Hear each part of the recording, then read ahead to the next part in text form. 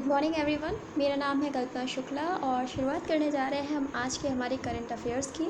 सबसे पहले तो आप अगर चैनल पर नए हैं तो प्लीज़ चैनल को सब्सक्राइब ज़रूर करिएगा और वीडियो को लाइक करना बिल्कुल भी मत भूलिए। और आप लोगों से रिक्वेस्ट है, प्लीज़ वीडियो को देखने के बाद आप लोग शेयर ज़रूर किया करिए। सो स्टार्ट करते हैं हमारा आज का करंट अफेयर का सेशन। और आज है 15 जुलाई। 15 जुलाई से रिलेटेड जो भी इंपॉर्टेंट क्वेश्चंस होंगे हम डिस्कस करेंगे सिर्फ मेरी स्टडी पर। सो स्टार्ट करते हैं। हमारा आज का जो पहला क्वेश्चन है वो है कि हाल ही में किस देश ने इज़राइल में अपना दूतावास खोला है। इज़राइल जैसे बहुत सारे देश जो है एक स्वतंत्र देश के रूप में मान्यता नहीं देना चाहते। ऐसी स्थिति में इज़राइल के लिए जो लड़ाई है वो अपने अस्तित्व की लड़ाई है। जैसा कि हम देखने को पाते हैं कि इज़राइल बहुत ही एक ऐसा देश है जहाँ पर आए दिन हमें लड़ाई झगड़ा युद्ध इस तरीके की चीज़ें देखने को मिलती रहती हैं। तो यहाँ पर जब से नई सरकार बनी है, नए राष्ट्रपति बने हैं, नए प्रधानमंत्री बने हैं, तब से यहाँ पर जो विवाद है और ज़्यादा बढ़ चुका है। लेकिन उस बीच हमें देखने को मिला है कि यहाँ पर यूएई, जिसे संयुक्त अरब अमीरात कहते हैं, इसने यहाँ पर अपना दूतावास खोला है। इसका मतलब है कि ये जो देश है इसको एक स्वतंत्र देश के रूप में मान्यता देता है और यहाँ पर अपना दूतावास खोला गया है। तो संयुक्त अरब अमीरात मतलब यूएई इसका बिल्कुल राइट आंसर हो जाएगा। तो इज़राइल में यूएई ने अपना दूतावास खोला है। भारत का भी दूतावास जो है वो इज़राइल में है। तो आप ये चीज़ याद रखिएगा, भारत का दूतावास जो है वो इज़राइल में स्थित है, पर वो जेरूसलम में नहीं है। तो ये भी चीज़ आप याद रखिएगा। जेरूसलम को बहुत सारे देश जो हैं अभी भी इज़राइल की कैपिटल नहीं मानते हैं। और यहाँ पर 3 धर्मों के बीच में हमें देखने को मिलता है युद्ध। तो 3 धर्मों का यहाँ पर बहुत बड़ा स्थान है ये, इसीलिए यहाँ पर 3 धर्मों के बीच में हमें लड़ाई भी देखने को मिलती है। तो इज़राइल अपने आप में बहुत ही इंपॉर्टेंट देश हो जाता है। छोटा सा देश है, मैप में अगर आप इसे ढूंढने बैठेंगे तो अगर आपने पहली बार इज़राइल के बारे में सुना है और आप मैप में इसे देखना चाहते हैं तो आप इसे मैप में इजीली नहीं ढूंढ सकते। लेकिन ये ऐसा देश है जो सभी देशों को अपनी तकनीकी के माध्यम से आश्चर्यचकित कर देता है। तो इज़राइल के बारे में अगर हम बात करें, इज़राइल की कैपिटल जेरूसलम हो जाती है, जो कि इसके द्वारा घोषित की गई है। मुद्रा की बात करें तो शेकल यहाँ की मुद्रा है और राष्ट्रपति हैं इसाक हर्जोग और प्रधानमंत्री हो जाते हैं नेफ्ताली बेनेट। तो ये सारी नए राष्ट्रपति और प्रधानमंत्री अभी नियुक्त किए गए हैं, तो इनका नाम आप याद रख सकते हैं, एग्जाम्स में पूछा जा सकता है। नेक्स्ट क्वेश्चन की तरफ चलते हैं और हमारा अगला प्रश्न है, हेनरिटा फोरे ने यूनिसेफ के कार्यकारी निदेशक के पद से इस्तीफा दिया। आपको बताना है कि यूनिसेफ की स्थापना कब हुई है।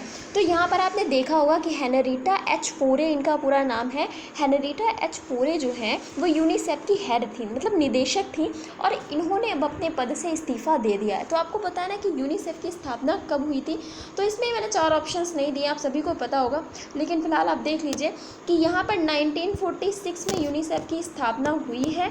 1946 बिल्कुल राइट आंसर हो जाता है। इसके बारे में थोड़ा सा देखिए कि यूनिसेफ जिसकी फुल फॉर्म होती है the United Nation children's emergency fund, UNICEF, the United Nations children's emergency fund. इसका हेडक्वार्टर जो है वो न्यूयॉर्क यूएसए में स्थित है। तो हेडक्वार्टर कहाँ पर हो जाता है, मुख्यालय इसका स्थित है न्यूयॉर्क यूएसए में। तो यहाँ पर यूनिसेफ जो है उसकी जो निदेशक हैं उन्होंने इस्तीफ़ा दे दिया। तो जाहिर सी बात है अब यहाँ पर कोई नव नियुक्ति की जाएगी। तो जैसे ही यहाँ पर नव नियुक्ति होगी तो वो क्वेश्चन अपने आप इंपॉर्टेंट बन जाएगा। नेक्स्ट क्वेश्चन की तरफ चलते हैं। हाल ही में एनटीपीसी ने देश के सबसे बड़े सोलर पार्क की स्थापना की घोषणा किस राज्य में की है। तो एनटीपीसी जो है वो सबसे बड़ा सोलर पार्क स्थापित करने जा रहा है। कहाँ पर, गुजरात, और गुजरात के भी कच्छ के रण में यहाँ पर इसकी स्थापना की जाएगी। क्योंकि यहाँ पर सूर्य की किरणों का जो तेज़ होता है वो बहुत ही ज़्यादा होता है। मतलब भारत की अगर हम बात करें तो यहाँ से जो है एनर्जी बहुत ज़्यादा बन सकती है। जो सौर ऊर्जा है उसका यूज़ अच्छा किया जा सकता है। इसीलिए सबसे बड़ा सोलर पार्क कहाँ पर लगने जा रहा है, गुजरात में लगने जा रहा है। तो इसकी घोषणा एनटीपीसी के द्वारा की गई है। आपको ये क्वेश्चन याद रखना है। अगर हम गुजरात की बात करें तो विजय रूपाणी जी जो हैं गुजरात के क्या हो जाते हैं, यहाँ पर मुख्यमंत्री हो जाते हैं, और आचार्य देवव्रत जी जो है गवर्नर हैं। विधानसभा की 182 सीटें हैं, लोकसभा की 26 और राज्यसभा की 11 सीटें गुजरात में हो जाती हैं। नेक्स्ट क्वेश्चन की तरफ चलते हैं और हमारा अगला प्रश्न है कि 679 मेगावाट की जल विद्युत परियोजना विकसित करने हेतु भारत के सतलुज जल विद्युत निगम के साथ में 1.3 बिलियन अमेरिकी डॉलर का समझौता किस देश ने किया है। तो यहाँ पर एक जल विद्युत परियोजना का विकास किया जा रहा है, वो भी 679 मेगावाट की है। तो इसके लिए यहाँ पर समझौता किया गया है भारत के सतलुज जल विद्युत निगम के साथ में, और ये समझौता है 1.3 बिलियन डॉलर का, जो US डॉलर होते हैं उसमें ये समझौता किया गया है। तो ये जो देश है ये कौन सा देश हो जाता है, इस देश का नाम है नेपाल।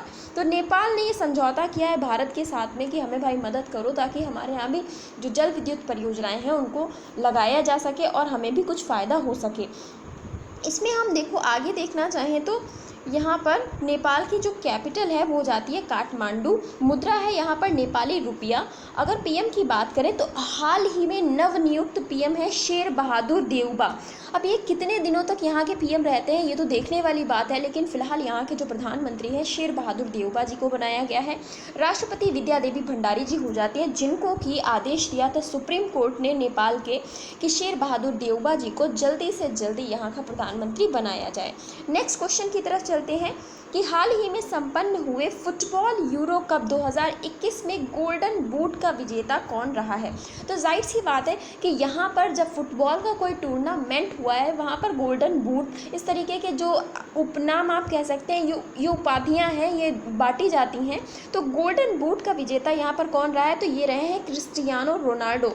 बहुत ही फेमस और आप सभी के हम सभी के फुटबॉल के मतलब फेवरेट खिलाड़ी में से एक है जिनका नाम है क्रिस्टियानो रोनाल्डो। लियोनेल मेसी और क्रिस्टियानो रोनाल्डो दो लोगों का नाम बहुत छाया रहता है। अगर हम बात करें फुटबॉल की तो फुटबॉल में यहाँ पर क्रिस्टियानो रोनाल्डो को यूरो कप में क्या मिल गया है, गोल्डन बूट मिल गया है। और अगर इनके बारे में हम बात करें तो ये पुर्तगाल के खिलाड़ी हैं। कहाँ से हो जाते हैं, पुर्तगाल से हो जाते हैं। तो पुर्तगाल इनकी कंट्री है जहाँ के ये खिलाड़ी हो जाते हैं। नेक्स्ट क्वेश्चन की तरफ चलते हैं और अगला प्रश्न है आईसीसी की ताज़ा रैंकिंग के अनुसार वेस्ट इंडीज़ की स्टेफनी टेलर किसे पीछे छोड़ करके वनडे की प्रथम रैंक खिलाड़ी बन गई हैं। तो यहाँ पर हमारे भारत की जो मिताली राज जो थी ये थी पहले नंबर पर, लेकिन स्टेफनी टेलर जो कि वेस्ट इंडीज़ की प्लेयर थी इन्होंने क्रिकेट की बात कर रही हूँ मैं यहाँ पर, क्रिकेट में जो वनडे की रैंकिंग है इसमें मिताली राज को पीछे छोड़ दिया है और यहाँ पर पहले नंबर पर स्टेफनी टेलर आ गई हैं। तो मिताली राज को इन्होंने पीछे छोड़ा है और जो वेस्ट इंडीज़ की प्लेयर है स्टेफनी टेलर ये पहले स्थान पर आ गई हैं। तो ये चीज़ आप याद रखेंगे, बहुत ही इंपॉर्टेंट क्वेश्चन है, आपसे इन क्रिकेटर्स की रैंकिंग पूछी जा सकती है। नेक्स्ट क्वेश्चन की तरफ चलते हैं। अगला प्रश्न है हाल ही में उत्तराखंड के बाद किस राज्य ने कांवड़ यात्रा को प्रतिबंधित कर दिया है। जैसा कि मैंने पहले भी बताया था कि अब धीरे धीरे जब सावन का समय स्टार्ट हो रहा है, सावन जो हिंदी में महीनों को आते हैं तो उसमें एक सावन महीना भी आता है, तो यहाँ पर हमें देखने को मिलता है कि कांवड़ की यात्रा शुरू करते हैं लोग। तो इसमें क्या होता है कि भीड़ बहुत ज़्यादा बढ़ जाती है और कोविड-19 के कारण सरकार भीड़ को कम ही रखना चाहती है। तो इसीलिए उड़ीसा सरकार के द्वारा अब ये घोषणा की गई है कि वो भी अपने यहाँ कांवड़ यात्रा को नहीं होने देंगे। तो यहाँ पर उत्तर प्रदेश और बिहार से भी पूछा गया कि आप लोगों का क्या नज़रिया है और आप लोग इसे किस प्रकार से लेंगे। तो जहाँ तक है मुझे लगता है यूपी भी कांवड़ यात्रा को प्रतिबंधित कर देगा। तो फिलहाल उत्तराखंड और ओडिशा दो ऐसे राज्य हो गए हैं जिन्होंने कांवड़ यात्रा को 2021 में कोविड-19 के कारण प्रतिबंधित कर दिया है। नेक्स्ट क्वेश्चन की तरफ चलते हैं और हमारा अगला प्रश्न है, तो ओडिशा के बारे में पहले आप देख लीजिए। 26 जनवरी 1950 को इसका गठन हुआ था। नवीन पटनायक वर्तमान में मुख्यमंत्री और गणेशी लाल जी गवर्नर हो जाते हैं। विधानसभा की 147 सीटें हैं, लोकसभा की 20 और राज्यसभा की 10 सीटें यहाँ पर हो जाती हैं। नेक्स्ट क्वेश्चन की तरफ चलते हैं और अगला प्रश्न है भारत का पहला केंद्र शासित प्रदेश कौन बना है जहाँ पर 100% टीकाकरण का लक्ष्य पूरा हो गया है। सबसे पहले हमें एक क्षेत्र जो देखने को मिला था वो जम्मू कश्मीर का देखने को मिला था कि जहाँ पर टीकाकरण का उस क्षेत्र में लक्ष्य पूरा किया गया था, लेकिन यहाँ पर ये पूरा संघ शासित प्रदेश बन गया है और बन गया है लद्दाख वो संघ शासित प्रदेश जिसने इस 100% टीकाकरण के लक्ष्य को पूरा कर दिया है। तो यहाँ पर लद्दाख में सभी लोगों का टीकाकरण हो गया है, तो इस लक्ष्य को लद्दाख ने पूरा कर लिया है। लद्दाख इसका राइट आंसर है। लद्दाख के बारे में अगर हम बात करें 31 अक्टूबर 2019 से ये यूनियन टेरिटरी मतलब संघ शासित प्रदेश बना। 2 जिले इसमें आते हैं। हेमिस नेशनल पार्क यहीं पर स्थित है, जो कि सबसे बड़ा नेशनल पार्क भारत का हो जाता है। उपराज्यपाल की बात करें तो R.K. माथुर जी वर्तमान में यहाँ के मतलब लद्दाख के उपराज्यपाल हो जाते हैं। नेक्स्ट क्वेश्चन की तरफ चलते हैं और अगला प्रश्न है, हाल ही में केंद्रीय मंत्री जिनका नाम है नितिन गडकरी, इन्होंने किस राज्य में 16 राष्ट्रीय राजमार्ग परियोजनाओं की आधारशिला रखी है। तो यहाँ पर आपसे पूछा जा रहा है कि केंद्रीय मंत्री जिनका नाम है नितिन गडकरी, इन्होंने कौन सा वो राज्य है जहाँ पर 16 राष्ट्रीय राजमार्ग परियोजनाओं को मंजूरी दे दी है या फिर इसकी आधारशिला रखी है। तो ये उद्घाटन किया गया है मणिपुर में। मणिपुर में अब ये 16 राष्ट्रीय राजमार्ग परियोजनाएं स्थापित की गई हैं, आधारशिला रखी गई है और यहाँ पर इनका विकास किया जाएगा। तो नितिन गडकरी जी के द्वारा ये कार्य किया गया है। बहुत ही इंपॉर्टेंट क्वेश्चन है, आपको इसके बारे में याद करना है। और मणिपुर की अगर हम बात करें तो 21 जनवरी 1972 में मणिपुर का गठन हुआ था। 21 जनवरी 1972। सीएम की बात करें, एन बीरेन सिंह यहाँ के मुख्यमंत्री हैं और नज़मा हेपतुल्ला जो हैं यहाँ की गवर्नर हो जाती हैं। तो मणिपुर की हम बात कर रहे हैं। नेक्स्ट क्वेश्चन पर चलते हैं। अगला प्रश्न है, भारत किस वर्ष BWF विश्व चैंपियनशिप की मेजबानी करेगा। तो यहाँ पर वर्ल्ड बैडमिंटन फेडरेशन की बात हो रही है और इसमें विश्व चैंपियनशिप की मेजबानी जो है भारत 2026 में करेगा। बहुत ही इंपॉर्टेंट क्वेश्चन है, क्योंकि इस तरीके की कोई इंटरनेशनल जो चैंपियनशिप है जो कि बैडमिंटन के क्षेत्र में बहुत ही महत्वपूर्ण है, उसकी मेजबानी जो है वो भारत करने जा रहा है 2026 में। बहुत इंपॉर्टेंट क्वेश्चन बन जाता है। इसके बारे में देखें तो BWF वर्ल्ड बैडमिंटन फेडरेशन इसका फुल फॉर्म हो जाता है। आज का आपका जो प्रश्न है, आपको ये बताना है कि वर्ल्ड बैडमिंटन फेडरेशन है, इसका मुख्यालय कहाँ है और इसकी स्थापना कब हुई थी। तो आप एक बार फिर से प्रश्न सुन लीजिए कि इसकी स्थापना कब हुई थी और इसका मुख्यालय कहाँ पर स्थित है। तो यहाँ पर आप याद रखिएगा 2026 में भारत इसकी मेजबानी करेगा। नेक्स्ट क्वेश्चन है, विश्व युवा कौशल दिवस कब मनाया जाता है। विश्व युवा कौशल दिवस हम मनाते हैं, तो ये हम कब मनाते हैं। तो ये जो वर्ल्ड लेवल पर विश्व युवा कौशल दिवस है, ये मनाया जाता है 15 जुलाई, मतलब आज के ही दिन 15 जुलाई को हम सेलिब्रेट करते हैं विश्व युवा कौशल दिवस। तो 15 जुलाई इसका बिल्कुल सही उत्तर है। 2015 से इसको मनाना शुरू किया गया था। तो 2015 से इसकी शुरुआत हुई थी और हम 15 जुलाई को इसे मनाते हैं। तो 15 जुलाई 2015 से इसकी शुरुआत हुई और अभी चल रहा है 2021। तो यहाँ पर 15 जुलाई को हम मनाते हैं विश्व युवा कौशल दिवस।